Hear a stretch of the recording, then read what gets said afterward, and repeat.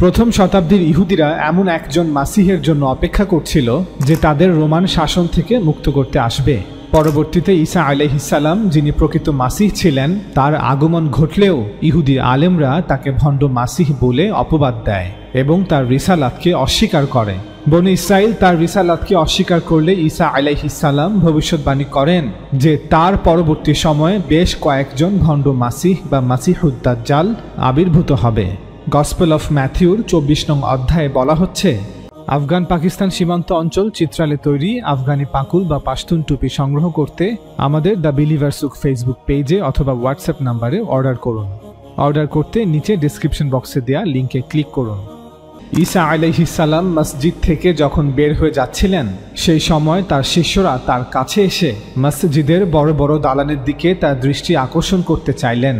এর জবাবে ঈসা আলাইহিসসালাম তাদের বললেন, তোমরা এখন এখানে এসব বড় বড় দালান দেখছো, কিন্তু আমি তোমাদের সত্যি বলছি, এখানে একটা পাথর আরেকটা পাথরের উপর থাকবে না, এসবই ভূমিসাৎ হবে।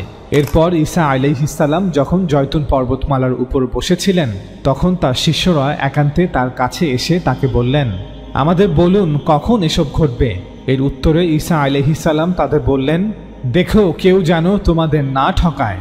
আমি তোমাদের এ কথা বলছি কারণ অনেকেই আমার নামে আসবে আর তারা বলবে আমি খ্রিস্ট, আমি মাসিহ, আর তারা অনেক লোককে ঠকাবে।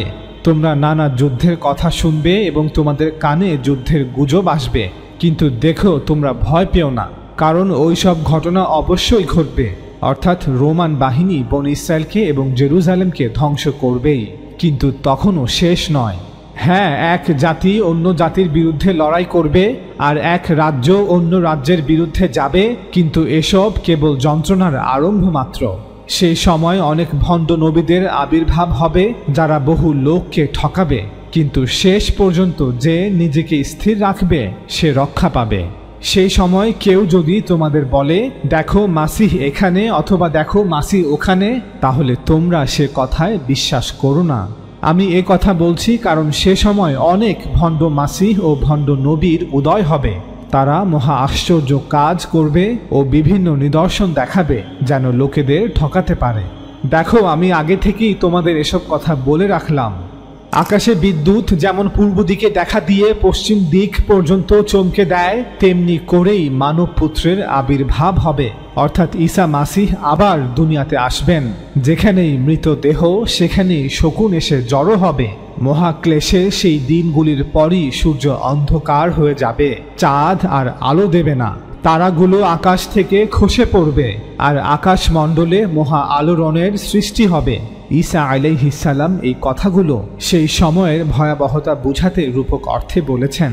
অর্থাৎ এমন নয় যে রোমান বাহিনী যখন জেরুজালেম আক্রমণ করবে তখন সূর্য অন্ধকার হয়ে যাবে, চাঁদ আর আলো দেবে না, তারাগুলো আকাশ থেকে খসে পড়বে, আকাশমণ্ডলে মহা আলোড়নের সৃষ্টি হবে। না, এর কিছুই ঘটবে না। ঈসা আলাইহিসসালাম রূপক অর্থে বলেছেন, অর্থাৎ সে সময় জেরুজালেমের অধিবাসীদের অবস্থা এমন হবে যেন তাদের জন্য আজই কিয়ামত। এরপর ঈসা আলাইহিসসালাম বলেন, সেই সময় আকাশে মানব পুত্রের চিহ্ন দেখা দেবে, তখন পৃথিবীর সকল গোষ্ঠী হাহুতাশ করবে আর তারা মানব পুত্রকে মহাপরাক্রম ও মহামণ্ডিত হয়ে আকাশের মেঘে করে আসতে দেখবে। খুব জোরে তুরিধ্বনির সঙ্গে তিনি তার স্বর্গদূতদের পাঠাবেন। তারা আকাশের এক প্রান্ত থেকে অপর প্রান্ত পর্যন্ত চারদিক থেকে তার মনোনীত লোকদের জড়ো করবেন। 3 গাছ থেকে শিক্ষা নাও, তার কচি ডালে পাতা বের হলে জানা যায় গ্রীষ্মকাল কাছে এসে গেছে। ঠিক সেই রকম যখন তোমরা দেখবে এসব ঘটছে, বুঝবে মানবপুত্র তোমাদের নিকটে একেবারে দরজার কাছে এসে পড়েছে। আমি তোমাদের সত্যি বলছি, যতক্ষণ পর্যন্ত না এসব ঘটছে এই প্রজন্মের লোকেদের শেষ হবে না। অর্থাৎ এই প্রজন্মের শেষ না হতেই আমি আবার আসব।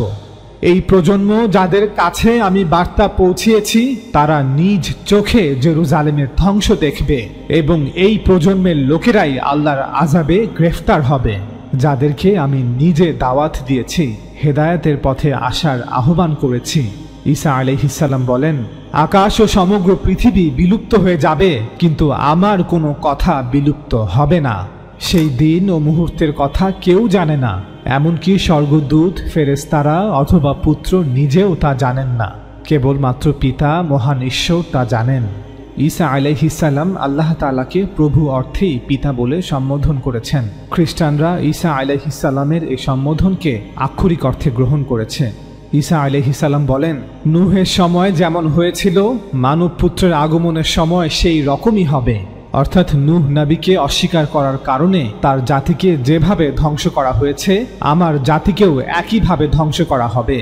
এরপর ঈসা আলাইহিস সালাম বলেন, নূহের সময়ে বন্যা আসার আগে যে পর্যন্ত না নূহ সেই জাহাজে ঢুকলেন, লোকেরা সমানে ভোজন পান করেছে, বিয়ে করেছে ও ছেলে মেয়েদের বিয়ে দিয়েছে, যে পর্যন্ত না বন্যা এসে তাদের সবাইকে ভাসিয়ে নিয়ে গেল, সে পর্যন্ত তারা কিছুই বুঝতে পারেনি যে কি ঘটতে যাচ্ছে। মানব পুত্রের আগমনও ঠিক সেই রকম ভাবেই হবে। গসপেল অফ ম্যাথিউ বা ম্যাথিউ লিখিত সুসমাচার, অধ্যায় 24। বাইবেলের সকল স্কলাররাই একমত যে গসপেল অফ ম্যাথিউ মূলত গসপেল অফ মার্ক হতে লিখিত। চলুন এবার গসপেল অফ মার্ক হতে 13 নং অধ্যায়টি আপনাদের পড়ে শোনাই। ঈসা আলাইহিস সালাম যখন মসজিদ ছেড়ে যাচ্ছেন, সেই সময় শিষ্যদের মধ্যে একজন তাকে বললেন, হে শিক্ষক, দেখুন কত চমৎকার মসজিদের বিশাল বিশাল পাথর ও কত সুন্দর দালান। তখন ঈসা আলাইহিস সালাম তাকে বললেন, তুমি এইসব বড় বড় দালান দেখছো? খুব নিকটেই এমন একটা সময় আসছে যখন এই মসজিদের একটা পাথর আরেকটা পাথরের উপর আর থাকবে না, সবই ধ্বংসস্তূপে পরিণত হবে। পরে তিনি মসজিদের সামনে জয়তুন পর্বতমালায় বসলে তার শিষ্যরা তাকে একা পেয়ে জিজ্ঞাসা করলেন, আমাদের বলুন দেখি এই সমস্ত ঘটনা কখন ঘটবে, আর কি চিহ্ন দেখেই বা বুঝতে পারবো যে এই সমস্ত ঘটনা ঘটতে চলেছে? তখন ঈসা আলাইহিস সালাম তাদের বলতে লাগলেন, সতর্ক থেকো, কেউ যেন তোমাদের না ভোলায়। সেদিন অনেকেই আমার নাম নিয়ে আসবে এবং বলবে, আমি তিনি, অর্থাৎ আমি প্রকৃত মাসিহ। কিন্তু তোমরা যখন যুদ্ধের কথা ও যুদ্ধের জনরব শুনবে, তখন অস্থির হইও না, কারণ এটা ঘটবেই। অর্থাৎ রোমান বাহিনী বনী ইসরায়েলকে এবং জেরুজালেম শহরকে ধ্বংস করবেই। কিন্তু তখনও শেষ নয়, কারণ জাতির বিরুদ্ধে জাতি এবং রাজ্যের বিরুদ্ধে রাজ্য জেগে উঠবে, এমনটাই স্বাভাবিক। কেউ যদি তখন তোমাদের বলে, দেখো মাসিহ এখানে অথবা ওখানে আছেন, অর্থাৎ প্রকৃত মাসিহ আত্মপ্রকাশ করেছেন, তখন তোমরা তা বিশ্বাস করো না। কারণ ভণ্ড মাসিহরা এবং ভণ্ড ভাববাদীরা উঠবে এবং নানা চিহ্ন ও অলৌকিক কাজ করে দেখাবে। ভণ্ড মাসিহরা এমনকি সম্ভব হলে মনোনীত লোকদেরও ভোলাবে। কিন্তু তোমরা সাবধান থেকো, আমি তোমাদের আগেই সমস্ত কিছু বলে দিলাম। কিন্তু সেই সময়, সেই কষ্টের শেষে সূর্য অন্ধকার হয়ে যাবে এবং চাঁদ আর আলো দেবে না, আকাশের সমস্ত শক্তি বিচলিত হবে। ঈসা আলাইহিস সালাম এই কথাগুলো সেই সময়ের ভয়াবহতা বুঝাতে রূপক অর্থে বলেছেন।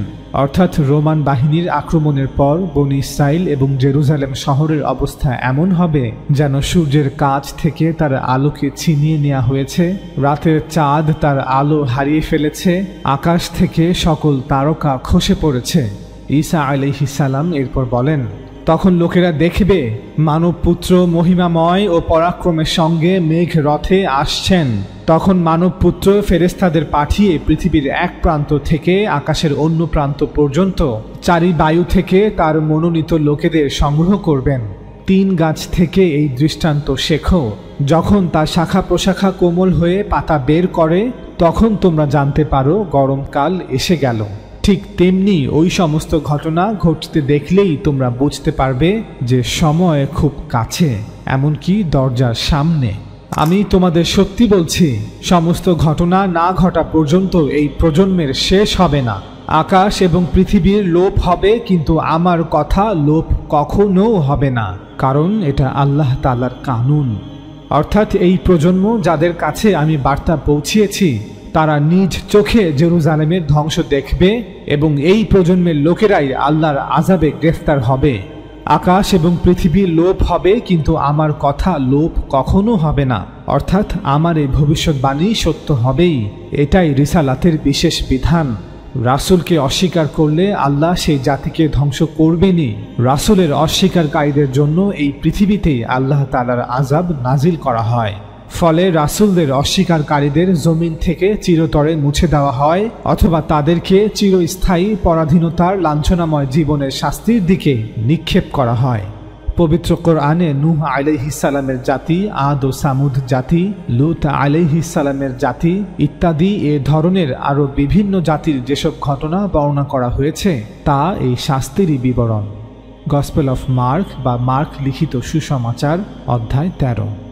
এই দুটি অধ্যায়ে ঈসা আলাইহিস সালাম সর্বপ্রথম বনী ইসরায়েলকে সাবধান করেছেন যে যেহেতু তারা ঈসা আলাইহিস সালামের নবুয়াতকে অস্বীকার করেছে এবং আল্লাহর কিতাবকে, ইনজিলকে অস্বীকার করেছে, তাই আল্লাহ তাআলা রিসালাতের বিশেষ বিধান অনুযায়ী বনী ইসরায়েলকে আবার শাস্তি দিবেন।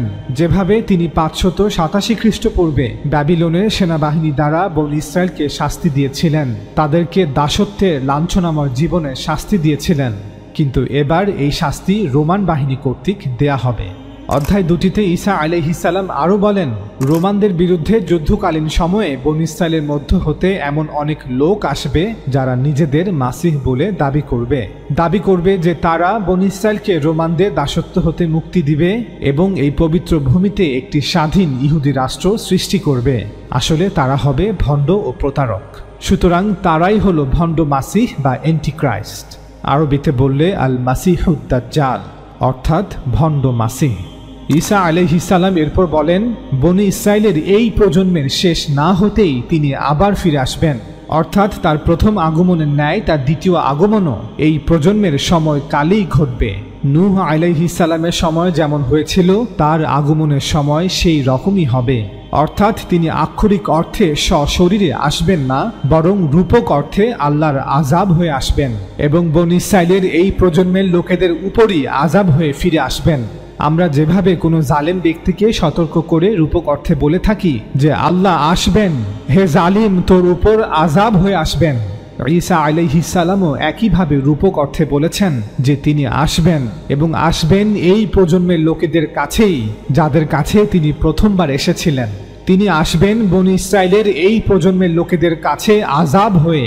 প্রথমবার এসেছিলেন ইনজিল নিয়ে, অর্থাৎ সুসংবাদ নিয়ে, কিন্তু এবার আসবেন আযাবের দুঃসংবাদ নিয়ে। কিন্তু খ্রিস্টানরা ঈসা আলাইহিস সালামের এই কথাটিকে আক্ষরিক অর্থে ধরে নিয়েছে, ফলে তারা এখনও ঈসা আলাইহিস সালামের সশরীরে আগমনের অপেক্ষায় আছে। কিন্তু তিনি স্পষ্ট করে বলেছেন যে আমি এই প্রজন্মের লোকেদের কাছেই আসব, এই প্রজন্মের লোকেদের সময় কালই আসব। বাইবেলের যে কোনো পাঠকের কাছেই এটা স্পষ্ট যে ঈসা আলাইহিস সালাম অধিকাংশ সময় রূপক অর্থে কথা বলতেন। ঈসা আলাইহিস সালাম কিভাবে কথা বলতেন এ বিষয়ে জানতে আপনারা এই ভিডিওটি দেখতে পারেন, লিংক নিচে দেয়া থাকবে। ঈসা আলাইহিস সালাম আরও বলেন, নূহের সময় যেমন হয়েছিল মানব পুত্রের আগমনের সময় সেই রকমই হবে, অর্থাৎ নূহ নবীকে অস্বীকার করার কারণে তার জাতিকে যেভাবে ধ্বংস করা হয়েছে তার জাতিকে অর্থাৎ বনী ইসরায়েলকেও একইভাবে ধ্বংস করা হবে। নূহের সময় বন্যা আসার আগে তার জাতির লোকেরা কিছুই বুঝতে পারেনি যে কি ঘটতে যাচ্ছে। মানব পুত্রের আগমনও অর্থাৎ ঈসা মাসিহের আগমনও ঠিক সেই রকম ভাবেই হবে। সুতরাং তিনি নূহ নবীর সময়কার আযাবের মতো করেই আবার বনী ইসরায়েলের এই প্রজন্মের লোকেদের কাছে ফিরে আসবেন। প্রথমবার এসেছিলেন ইনজিল নিয়ে, অর্থাৎ সুসংবাদ নিয়ে, কিন্তু এবার আসবেন আযাবের দুঃসংবাদ হয়ে। আপনারা সবাই জেনে রাখুন, একজন নবী কখনো মিথ্যা ভবিষ্যৎবাণী করেন না। ঈসা আলাইহিস সালাম স্পষ্ট ভাষায় বলেছেন, আমি তোমাদের সত্যি বলছি, যতক্ষণ পর্যন্ত না এসব ঘটছে এই প্রজন্মের লোকেদের শেষ হবে না। অর্থাৎ তিনি যা যা ভবিষ্যৎবাণী করেছেন তা এই প্রজন্মের লোকেদের সাথেই ঘটবে। 1.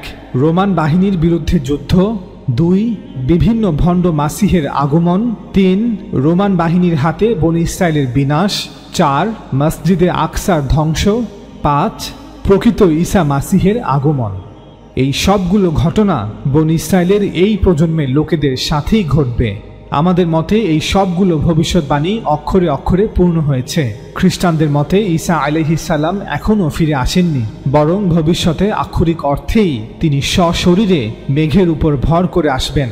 এখন আমরা খ্রিস্টানদের উদ্দেশ্যে বলবো, তাহলে ঈসা আলাইহিস সালামের এই কথার অর্থ কি যে আমি তোমাদের সত্যি বলছি, যতক্ষণ পর্যন্ত না এসব ঘটছে এই প্রজন্মের লোকেদের শেষ হবে না। ঈসা আলাইহিস সালামের এই কথা হতে এটা স্পষ্ট যে ঈসা মাসিহের দ্বিতীয় আগমন আযাব রূপে বনী ইসরায়েলের উপর শাস্তি হিসেবে ইতিমধ্যেই ঘটে গিয়েছে। অন্যথায় বলতে হবে যে ঈসা আলাইহিস সালাম মিথ্যা ভবিষ্যৎবাণী করেছেন, কারণ তিনি তার প্রজন্মের লোকেদের কাছে সশরীরে ফিরে আসেননি।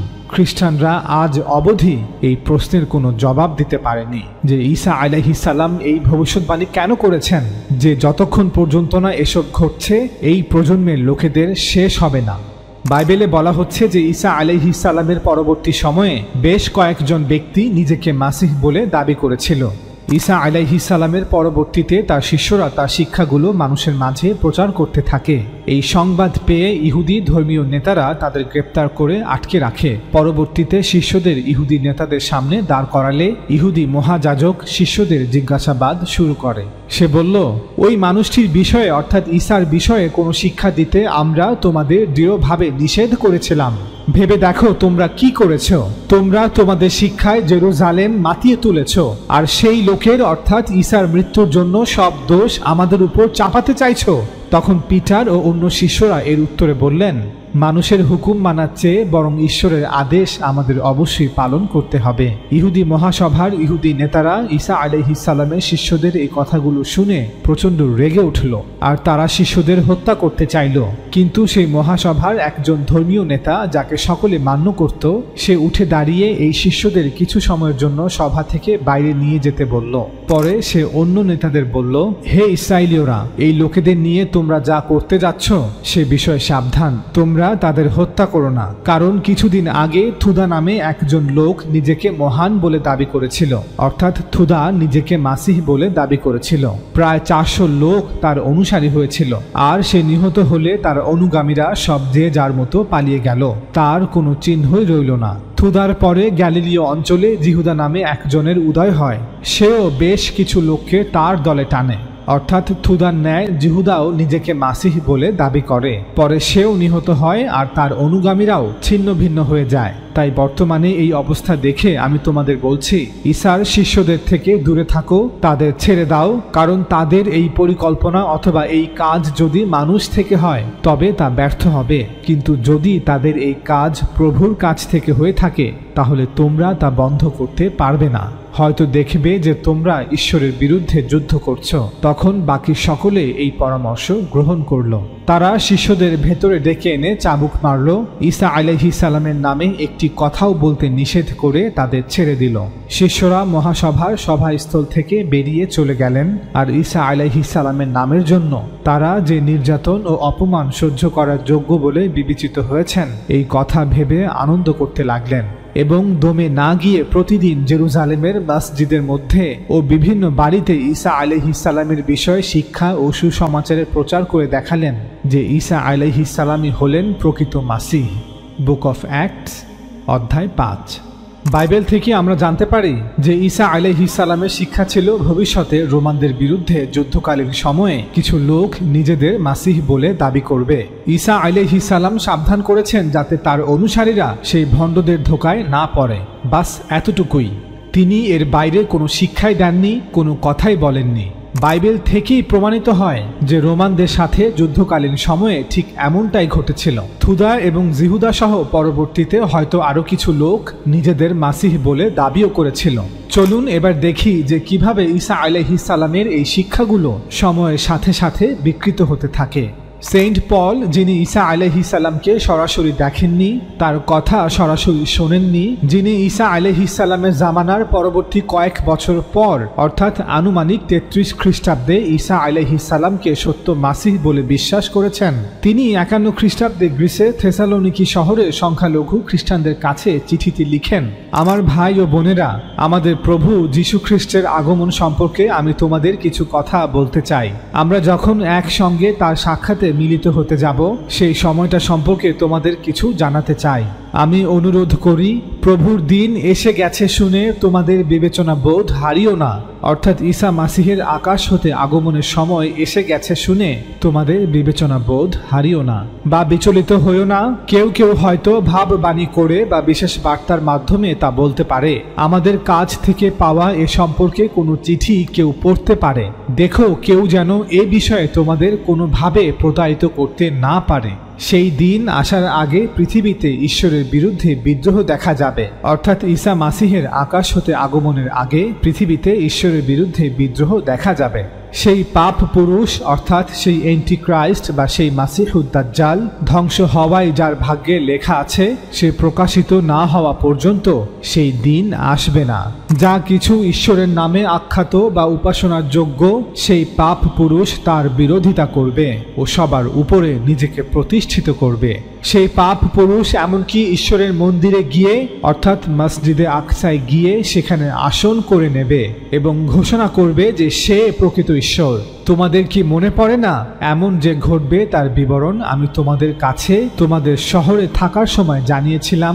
তোমরা জানো কোন শক্তি ওই পাপ পুরুষকে বাধা দিয়ে রাখছে যাতে সে নিরূপিত সময়ে অর্থাৎ সঠিক সময়ে প্রকাশ পায়। আমি এসব বলছি কারণ মন্দতার সেই গোপন শক্তি অর্থাৎ সেই শয়তানি শক্তি এখনই জগতে কাজ করে চলেছে, কিন্তু একজন রয়েছেন যিনি এই গোপন শক্তি বা শয়তানের শক্তিকে প্রতিরোধ করে আসছেন। তিনি তা করতেই থাকবেন যতক্ষণ না তা দূর হয়। তারপর সেই পাপ পুরুষ, সেই অ্যান্টিক্রাইস্ট বা সেই মাসিহুদ দাজ্জাল পৃথিবীতে প্রকাশিত হবে। আর প্রভু অর্থাৎ প্রকৃত মাসিহ তার দ্বিতীয় আগমনের পর তার মুখের তেজময় নিঃশ্বাস এবং আবির্ভাবের মহিমা দ্বারা সেই পাপ পুরুষকে, সেই অ্যান্টিক্রাইস্টকে, দাজ্জালকে ধ্বংস করবেন। শয়তানের শক্তিতে শক্তিমান হয়ে সেই পাপ পুরুষ মাসিহুদ দাজ্জাল আসবে। সে মহাপরাক্রমের সাহায্যে নানা ছলনাময়ী অলৌকিক কাজ, অদ্ভুত লক্ষণ ও চিহ্ন দেখাবে। যারা বিনাশ পথে যাত্রী তাদের ভ্রান্তিজনক বিষয়ে সে ভোলাবে, অর্থাৎ মানুষকে বিভ্রান্ত করবে যে সেই প্রকৃত মাসিহ। আমাদের মতে সেন্ট পলের এই শিক্ষাগুলো পরবর্তীতে ঈসা আলাইহিস সালামের ভবিষ্যৎবাণীগুলোর সাথে মিশ্রিত হয়েছে, যা ঈসা আলাইহিস সালামের ভবিষ্যৎবাণীগুলোতে বিকৃতি ঘটিয়েছে।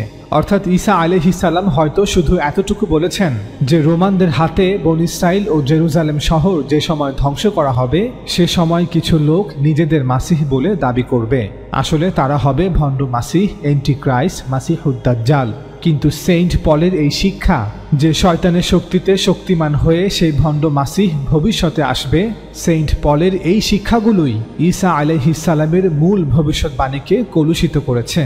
এবার বাইবেলের বুক অফ রেভেলেশন হতে কিছু অধ্যায় আপনাদের পড়ে শোনাই, যেখানে দাজ্জাল অর্থাৎ ভণ্ড মাসিহের আগমন এবং তার শেষ পরিণতি কি হবে তা বিস্তারিতভাবে বর্ণনা করা হয়েছে। বেশিরভাগ বাইবেল স্কলাররা বিশ্বাস করেন যে বুক অফ রেভেলেশন লেখা হয়েছে 95 খ্রিস্টাব্দের দিকে, অর্থাৎ ঈসা আলাইহিস সালামের জামানার 60 বছর পর। কারো কারো মতে বুক অফ রেভেলেশন আরও আগে লেখা হয়েছে 60 অথবা 70 খ্রিস্টাব্দের দিকে, অর্থাৎ ঈসা আলাইহিস সালামের জামানার 30 বছর পর। এই বইটির লেখক জন নামে একজন খ্রিস্টান, তবে তার সঠিক পরিচয় কি তা গবেষকদের মধ্যে একটি বিতর্কের বিষয় হয়ে রয়ে গিয়েছে। কারো কারো মতে এই জন হচ্ছে গসপেল অফ জনের সেই লেখক, আবার কারো কারো মতে এই জন হচ্ছে পরবর্তী সময়ের একজন খ্রিস্টান ব্যক্তি। বুক অফ রেভেলেশনে দাবি করা হয়েছে যে এই বইয়ের লেখক যা লিখেছেন তা তার দেখা কিছু স্বপ্নের বর্ণনা যা ঈশ্বর তাকে দেখিয়েছেন, এবং এই স্বপ্নে ভবিষ্যতে কি ঘটতে যাচ্ছে তা রূপকভাবে তাকে দেখানো হয়েছে। এই হলো যীশু খ্রিস্টের বাক্য, অর্থাৎ ঈসা মাসিহের বাক্য। যেসব ঘটনা খুব শীঘ্রই ঘটবে তা তার দাসদের দেখানোর জন্য মহান ঈশ্বর যীশুকে তা দিয়েছিলেন, আর খ্রিস্ট তার স্বর্গদূতকে অর্থাৎ ফেরেশতাকে পাঠিয়ে তার দাস জনকে তা জানালেন। জন যা যা দেখেছিলেন সে সব বিষয়ে সাক্ষ্য দিয়েছেন। এ হলো সেই সত্য যা যীশু খ্রিস্ট অর্থাৎ ঈসা মাসিহ তার কাছে বলেছিলেন, যা কেবলমাত্র মহান ঈশ্বরের বার্তা। বাইবেলের নিউ টেস্টামেন্টে দাবি হচ্ছে এই স্বপ্নগুলো আল্লাহ তাআলা ঈসা আলাইহিস সালামকে দিয়েছেন, অতঃপর ঈসা আলাইহিস সালাম ফেরেশতাদের মাধ্যমে সেগুলো জনকে স্বপ্নে দেখিয়েছিলেন। বুক অফ রেভেলেশনের 13 নং অধ্যায় বলা হয়েছে যে জন স্বপ্নে দেখছে সমুদ্রের মধ্য থেকে একটা জন্তু উঠে আসছে, তার 10টা শিং ও 7টা মাথা, আর তার সেই 10টা শিং এর প্রত্যেকটাতে মুকুট পরানো আছে। তার প্রতিটি মাথার উপর ঈশ্বরের নিন্দাসূচক বিভিন্ন নাম, অর্থাৎ সেই জন্তুর কপালে কুফুরিমূলক কিছু শব্দ লেখা। আপনারা যারা এই ভিডিও দেখছেন দাজ্জালের হাদিসগুলোর সাথে কিছু মিল খুঁজে পাচ্ছেন কি? এরপর বলা হচ্ছে যে জন্তুটিকে আমি স্বপ্নে দেখলাম তাকে দেখতে একটা চিতা বাঘের মতো, তার পা ভাল্লুকের মতো, তার মুখটা সিংহের মুখের মতো, সমুদ্র তীরের সেই সাপ অর্থাৎ শয়তান তার নিজের ক্ষমতা, তার নিজের সিংহাসন ও মহাকর্তৃত্ব এই জন্তুকে দিল। আমি লক্ষ্য করলাম যে তার 7টি মাথার একটি মাথায় যেন এক মৃত্যুজনক ক্ষত রয়েছে, কিন্তু সেই মৃত্যুজনক ক্ষতটিকে সারিয়ে তোলা হলো। এই দেখে সমস্ত জগতের লোক আশ্চর্য হয়ে গেল, আর তারা সেই জন্তুর অনুসরণ করল। ওই জন্তুকে এমন ক্ষমতা দেবার জন্য লোকেরা সেই সাপেরও আরাধনা করতে লাগলো। তারা সেই জন্তুরও আরাধনা করে বলল, এই জন্তুর মতো আর কে আছে? কেই বা এর সঙ্গে যুদ্ধ করতে সক্ষম? গর্ব করার ও ঈশ্বর নিন্দা করার জন্য সেই জন্তুটিকে অনুমতি দেয়া হলো। 42 মাস ধরে এই কাজ করার ক্ষমতা তাকে দেয়া হলো। তাতে সে ঈশ্বরের অপমান করতে শুরু করলো, ঈশ্বরের নামের, তার বাসস্থানের আর স্বর্গবাসী সকলের নিন্দা করতে লাগলো। ঈশ্বরের পবিত্র লোকেদের সঙ্গে যুদ্ধ করতে ও তাদের পরাস্ত করবার ক্ষমতা তাকে দেওয়া হলো। আর জগতের সমস্ত বংশ, লোক, সমাজ, ভাষা ও জাতির উপর কর্তৃত্ব করার ক্ষমতাও তাকে দেয়া হলো। এরপর আমি পৃথিবীর মধ্য থেকে, মাটির ভেতর থেকে একটি জন্তুকে উঠে আসতে দেখলাম। মেষ শাবকের মতো তার 2টি শিং ছিল, কিন্তু সে সাপের মতো অর্থাৎ শয়তানের মতো কথা বলতো। সে ওই প্রথম জন্তুটির সমস্ত কর্তৃত্ব প্রথম জন্তুর উপস্থিতিতে প্রয়োগ করল এবং সেই শক্তি বলে বিশ্বের সকল লোককে প্রথম জন্তুটির আরাধনা করতে বাধ্য করল, যার মাথার ক্ষত সেরে গিয়েছিল। দ্বিতীয় জন্তুটি মহা অলৌকিক সব কাজ করতে লাগলো, এমনকি সকলের চোখের সামনে আকাশ থেকে পৃথিবীতে আগুন নামালো। আপনারা যারা এই ভিডিওটি দেখছেন তারা দাজ্জালের হাদিসগুলোর সাথে কিছু মিল খুঁজে পাচ্ছেন কি? এইভাবে সে প্রথম জন্তুর সেবার্থে তাকে প্রদত্ত শক্তির বলে অলৌকিক কাজ করে পৃথিবীবাসীদের ঠকালো। সে পৃথিবীর লোকেদের বলল, যে জন্তু তরবারির আঘাতে আহত হয়েও বেঁচে উঠেছে তার সম্মানার্থে একটি মূর্তি গড়ো। দ্বিতীয় জন্তুটিকে এমন ক্ষমতা দেওয়া হলো যাতে সে প্রথম জন্তুর প্রতিমার মধ্যে প্রাণ সঞ্চার করতে পারে, যেন সেই প্রতিমা কথা বলতে পারে।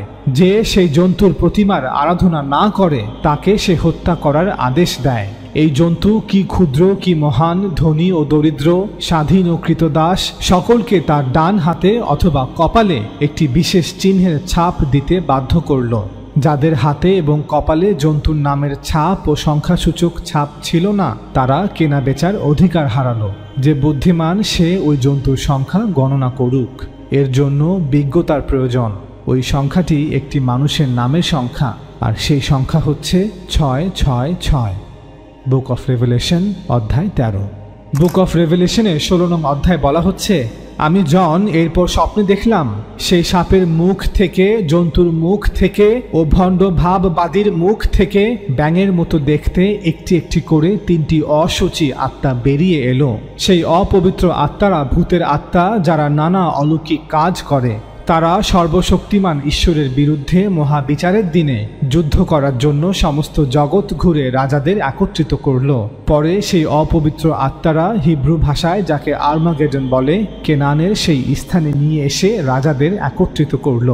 বুক অফ রেভেলেশনের 19 নং অধ্যায়ে বলা হচ্ছে, এরপর আমি স্বপ্নে দেখলাম যে স্বর্গ উন্মুক্ত, আর সেখানে সাদা একটা ঘোড়া দাঁড়িয়ে আছে। তার উপর যিনি বসে আছেন তার নাম বিশ্বস্ত ও সত্যময়, আর তিনি ন্যায়সিদ্ধ বিচার করেন ও যুদ্ধ করেন। আগুনের শিখার মতো যার চোখ, আর তার মাথায় অনেকগুলি মুকুট আছে। সেই মুকুটগুলির উপর এমন এক নাম লেখা আছে যার অর্থ তিনি ছাড়া অন্য আর কেউ জানে না। রক্তে ডোবানো পোশাক তার পরনে, তার নাম ঈশ্বরের বাক্য। স্বর্গের সেনাবাহিনী অর্থাৎ ফেরেশতাদের বাহিনী সাদা ঘোড়ায় চড়ে তার পেছনে পেছনে চলেছিল। ফেরেশতাদের এই বাহিনীর পরনে ছিল শুচিশুভ্র মসিনার পোশাক। একটি ধারালো তরবারি তার মুখ থেকে বেরিয়ে আসছিল, অর্থাৎ ঈসা মাসিহের মুখ থেকে বেরিয়ে আসছিল, যা দিয়ে তিনি পৃথিবীর সমস্ত জাতিকে আঘাত করবেন। লৌহ যষ্টি হাতে জাতিবৃন্দের উপর তিনি শাসক হিসেবে শাসন পরিচালনা করবেন। তার পোশাকে ও উরুতে লেখা আছে এই নাম, রাজাদের রাজা ও প্রভুদের প্রভু। অর্থাৎ প্রকৃত ঈসা মাসিহ আসমান থেকে নেমে এসেছেন নকল ভণ্ড মাসিহকে পরাভূত করার জন্য। তখন আমি দেখলাম ওই ঘোড়ার উপর যিনি বসেছিলেন তিনি ও তার সৈন্যদের সঙ্গে সেই জন্তু অর্থাৎ ভণ্ড মাসিহ ও পৃথিবীর রাজারা তাদের সমস্ত সেনাবাহিনী নিয়ে যুদ্ধ করার জন্য একত্র হলো। কিন্তু সেই জন্তু ও ভণ্ড ভাববাদীকে ধরা হলো। এই সেই ভণ্ড ভাববাদী যে জন্তুর জন্য অলৌকিক কাজ করেছিল। এই অলৌকিক কাজের দ্বারা ভণ্ড ভাববাদী তাদের প্রতারণা করেছিল। অতঃপর ভাববাদী এবং জন্তুটিকে আগুনের হ্রদে ছুঁড়ে ফেলা হলো, অর্থাৎ দাজ্জাল ও তার সহযোগীকে আগুনে নিক্ষেপ করা হলো। ভণ্ড মাসিহের সেনাবাহিনীর যারা বাকি থাকলো তারা সকলে সেই সাদা ঘোড়ার সওয়ারির মুখ থেকে বেরিয়ে আসা ধারালো তলোয়ারের আঘাতে মারা পড়ল, আর সমস্ত পাখি তাদের মাংস খেয়ে তৃপ্ত হলো। এরপর আমি জন স্বপ্নে একজন স্বর্গদূতকে স্বর্গ থেকে নেমে আসতে দেখলাম। সেই স্বর্গদূতের হাতে ছিল অতল গহরের চাবি আর একটা বড় শেকল। তিনি সেই সাপকে ধরলেন। সেই পুরনো সাপ বা শয়তান, তিনি তাকে 1000 বছরের জন্য বেঁধে রাখলেন। স্বর্গদূত তাকে অতল গহরের মধ্যে ছুঁড়ে ফেলে গহরের মুখ বন্ধ করলেন। অতঃপর তা সিলমোহর করে দিলেন, যেন 1000 বছর পূর্ণ না হওয়া পর্যন্ত সে পৃথিবীর জাতিবৃন্দকে আর বিভ্রান্ত করতে না পারে। অর্থাৎ 1000 বছর শয়তানকে বন্দী করে রাখা হবে। ওই 1000 বছর পূর্ণ হলে কিছু কালের জন্য তাকে ছাড়া হবে। পরে আমি স্বপ্নে কয়েকটি সিংহাসন দেখলাম, আর তার উপর যারা বসে আছেন তাদের সকলকে বিচার করার ক্ষমতা দেওয়া হয়েছে। ঈসা মাসিহের বিষয়ে সাক্ষ্য দেবার জন্য ও ঈশ্বরের বাণী প্রচার করার জন্য যাদের শিরচ্ছেদ করা হয়েছিল, যারা সেই পশুকে ভণ্ড মাসিহকে ও তার মূর্তিকে পূজা করেনি, নিজেদের কপালে বা হাতে তার ছাপ নেয়নি, তাদের প্রাণ দেখতে পেলাম। আর তারা সকলে পুনর্জীবিত হয়ে সেই 1000 বছর ধরে ঈসা মাসিহের সঙ্গে রাজত্ব করল। সেই 1000 বছর শেষ হলে শয়তানকে অতলস্পর্শী গহ্বরের কারাগার থেকে মুক্ত করা হবে। সে সারা পৃথিবী জুড়ে সমস্ত জাতিকে বিভ্রান্ত করবে। সে ইয়াজুজ ও মাজুজকেও বিভ্রান্ত করবে। শয়তান যুদ্ধের উদ্দেশ্যে তাদের একত্র করবে। তাদের সংখ্যা সমুদ্র সৈকতের অগণিত বালুকণার মতো হবে। তারা পৃথিবীর উপর দিয়ে এগিয়ে চলবে, আর ঈশ্বরের লোকেদের শিবির ও ঈশ্বরের প্রিয়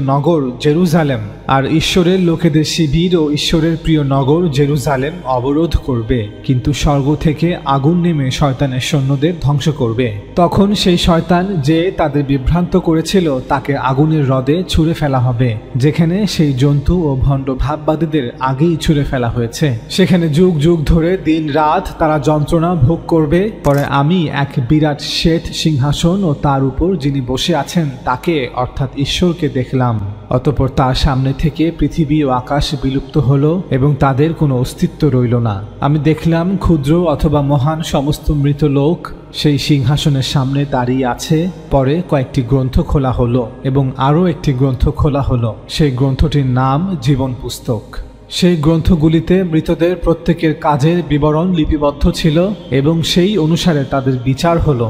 যেসব লোক সমুদ্র গর্ভে নিক্ষিপ্ত হয়েছিল সমুদ্র তাদের সঁপে দিল, আর মৃত্যু ও পাতাল নিজেদের মধ্যে যেসব মৃত ব্যক্তি ছিল তাদের সমর্পণ করল। তাদের কৃতকর্ম অনুসারে তাদের বিচার হলো। পরে মৃত্যু ও পাতাল আগুনের হ্রদে ছুঁড়ে ফেলা হলো। অর্থাৎ এখন আর কারো মৃত্যু নেই।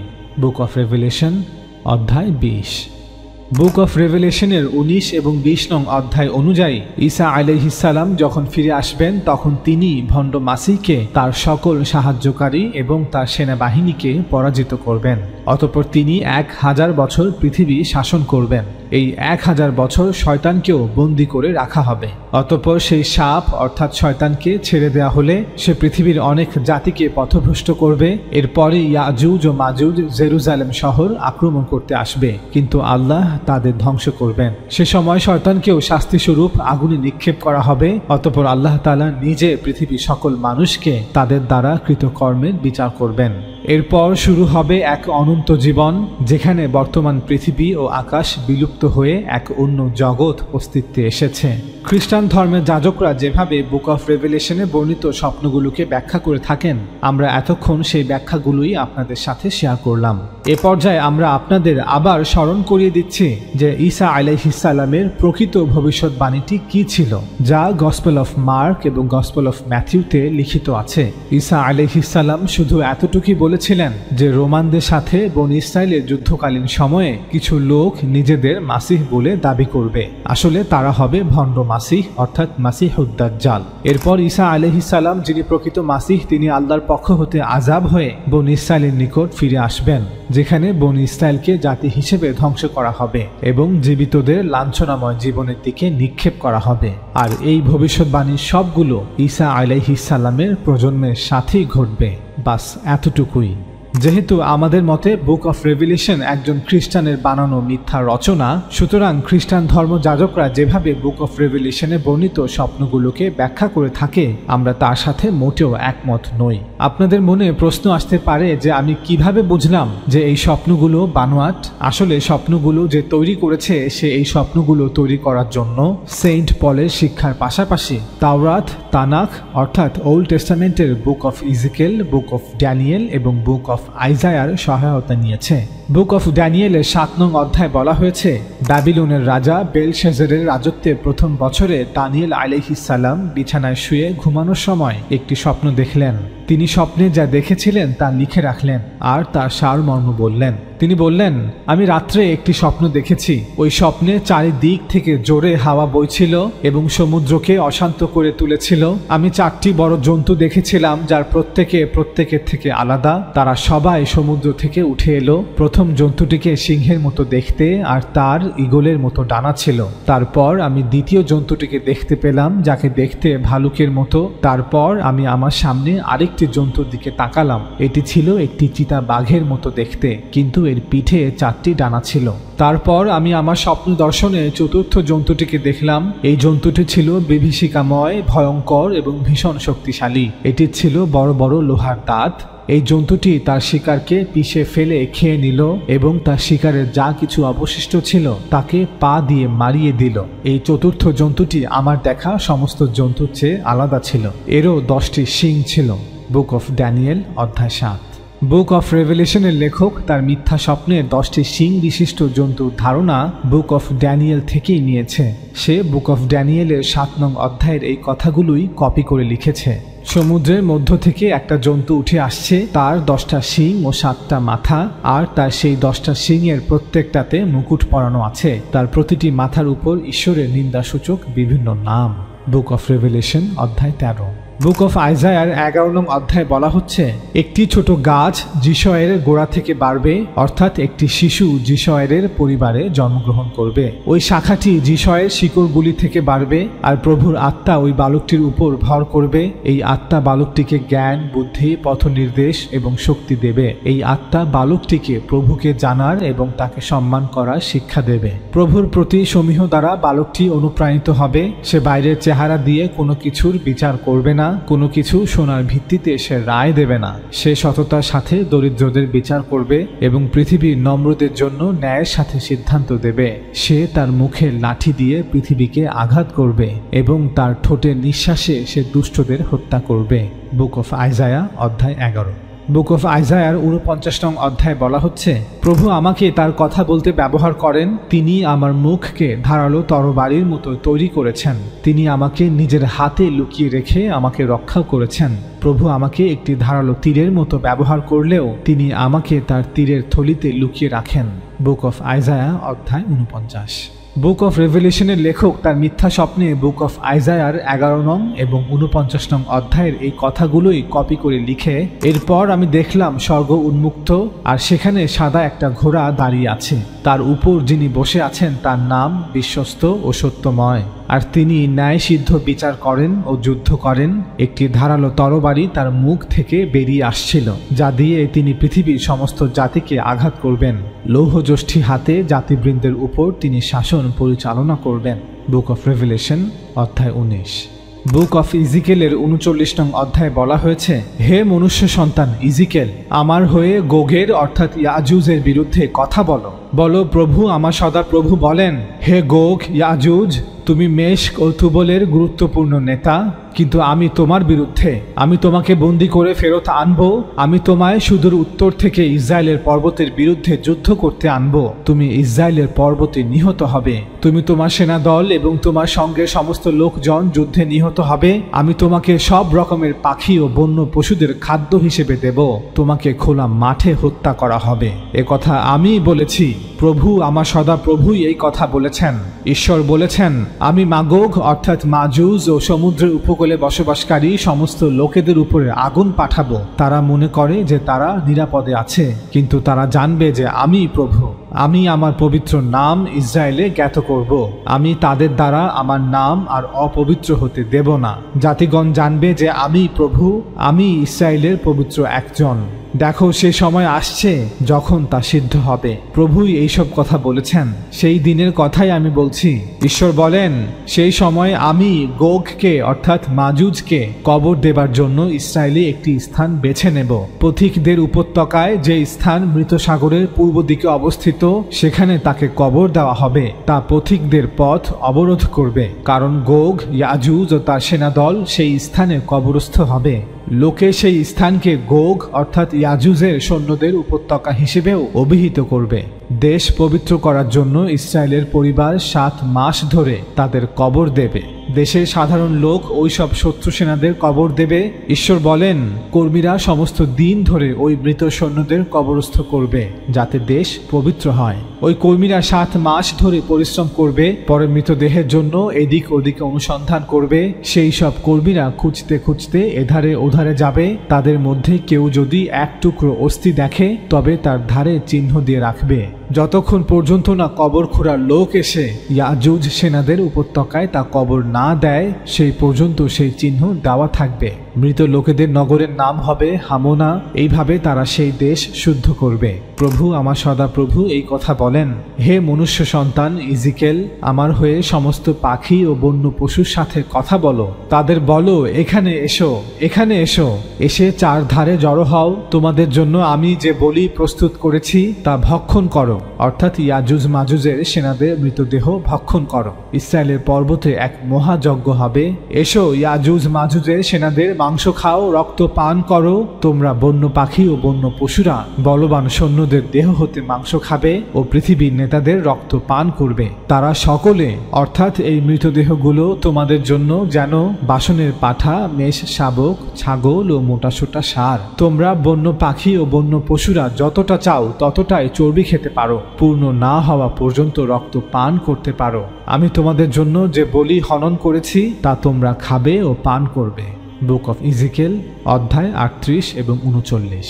বুক অফ রেভেলেশনের লেখক তার মিথ্যা স্বপ্নে বুক অফ ইজিকেলের 38 এবং 39 নং অধ্যায়ের এই কথাগুলোই কপি করে লিখেছে। দাজ্জালের সেনাবাহিনীর যারা বাকি থাকলো, তারা সকলে ওই সাদা ঘোড়ার সওয়ারির মুখ থেকে বেরিয়ে আসা ধারালো তলোয়ারের আঘাতে মারা পড়ল।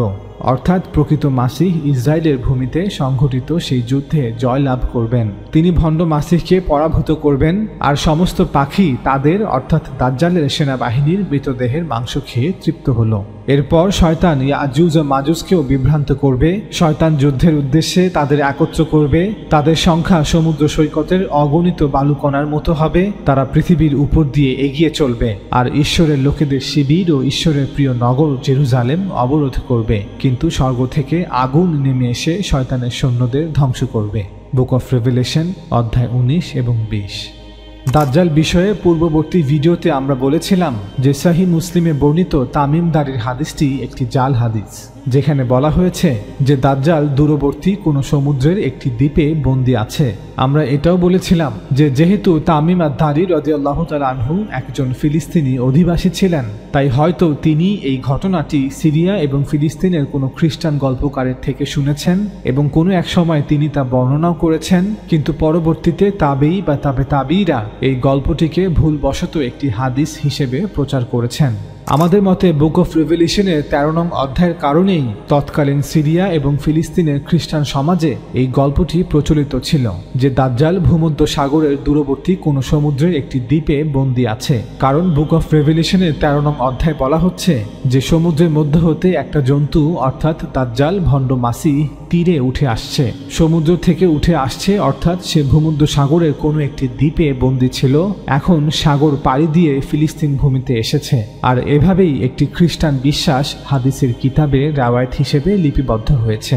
বুখারী ও মুসলিম সহ বিভিন্ন হাদিসের কিতাবে বলা হয়েছে যে দাজ্জালের সঙ্গে পানি আর আগুন থাকবে। আমাদের মতে এই উক্তিটি রাসূল সাল্লাল্লাহু আলাইহি ওয়াসাল্লামের নয়, বরং বুক অফ রেভেলেশনের 13 নং অধ্যায়ের 13 নং শ্লোকের নকল, যেখানে বলা হয়েছে দ্বিতীয় পশুটি অর্থাৎ দাজ্জালের ভণ্ড ভাববাদী, দাজ্জালের সাহায্যকারী মহা অলৌকিক সব কাজ করতে লাগলো, এমনকি সকলের চোখের সামনে আকাশ থেকে পৃথিবীতে আগুন নামালো।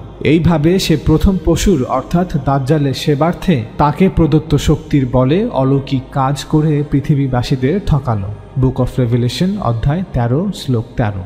বুখারী ও মুসলিম সহ বিভিন্ন হাদিসের কিতাবে বলা হয়েছে যে দাজ্জালের দুই চোখের মাঝখানে অর্থাৎ তার কপালে কাফি শব্দটি লিপিবদ্ধ থাকবে। আমাদের মতে এই উক্তিটি রাসূল সাল্লাল্লাহু আলাইহি ওয়াসাল্লামের নয়, বরং বুক অফ রেভেলেশনের 13 নং অধ্যায়ের প্রথম শ্লোকের নকল, যেখানে বলা হয়েছে, এরপর আমি দেখলাম সমুদ্রের মধ্য থেকে একটা পশু অর্থাৎ দাজ্জাল উঠে আসছে, তার 10টা শিং ও 7টা মাথা, আর তার সেই 10টা শিংয়ের প্রত্যেকটাতে মুকুট পরানো আছে। তার প্রতিটি মাথার উপর অর্থাৎ দুই চোখের মাঝখানে কপালে ঈশ্বরের নিন্দাসূচক বিভিন্ন নাম অর্থাৎ কুফুরিমূলক কিছু শব্দ লেখা আছে।